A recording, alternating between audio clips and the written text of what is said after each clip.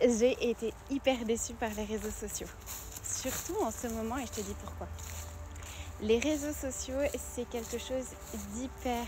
Au départ, moi j'ai commencé les réseaux sociaux il y a très longtemps maintenant, en 2012, où je faisais naïvement des partages de recettes. Et puis après, j'en suis venue à diffuser le message que je diffuse aujourd'hui. Mais j'ai toujours été dans mon authenticité, dans mon cœur, dans la proximité avec les autres. Et pour moi, les réseaux sociaux, c'était cela. C'était des gens lambda qui finalement partagent leurs petites recettes maison à l'intérieur de chez eux. Et aujourd'hui, je m'aperçois que les réseaux sociaux sont des nids à mal-être pour beaucoup d'entre nous. Je m'explique. Moi, j'ai été longtemps... comment on pourrait dire ça? J'ai adoré suivre, je ne sais pas si vous connaissez cette influenceuse, Ballerina Farm. Et c'est une jeune américaine qui a 8 enfants, je crois, et qui vit dans une ferme et qui propose finalement des recettes un peu traditionnelles, de revenir au sens de la terre. Et je pensais réellement, naïvement, que c'était vraiment cela son message et qu'elle voulait tout simplement partager ses recettes à cœur ouvert. Et j'en suis venue à cette déception forcément quand il y a eu tout le buzz autour d'elle au sujet d'un article qui est sorti pour dire que finalement son mari était millionnaire et que finalement tout ceci s'était filmé dans un studio et qu'il n'y avait rien d'authentique.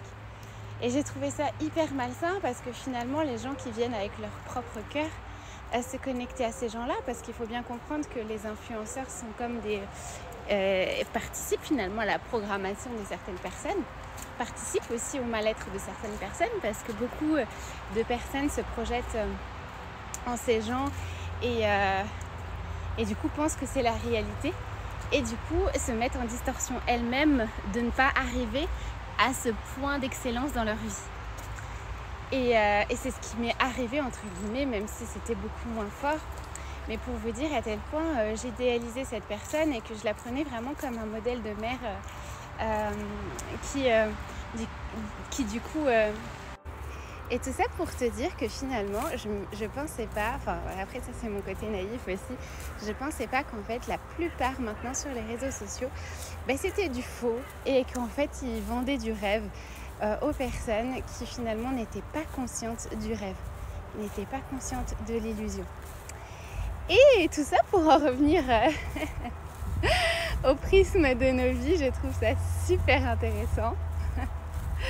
De se dire que finalement, tout ce qui est télé, réseaux sociaux, n'est qu'une illusion, ce n'est pas la réalité. Et que forcément, tout ce qui est illusion va être plus mis en avant par la matrice que les autres. Et ça, c'est ce que je viens de comprendre aussi. Je viens de comprendre que l'authenticité ne fait plus vendre, si on peut dire ça comme ça.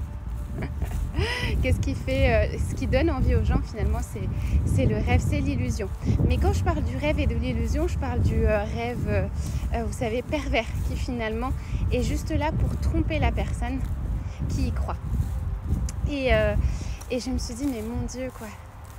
Mon Dieu, comment on peut en arriver là?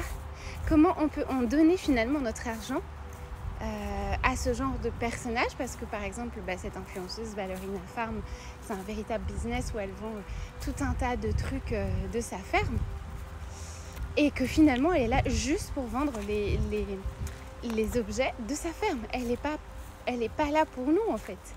Vous voyez ce que je veux dire? Et nous naïvement on pense qu'elle est juste là en tant que jeune maman pour nous partager des choses avec le cœur, alors que finalement c'est pas le cas du tout. Donc voilà, petite réflexion du jour. Dis-moi en commentaire aussi ce que tu ressens par rapport à ça et j'ai hâte de te dire bisous du cœur.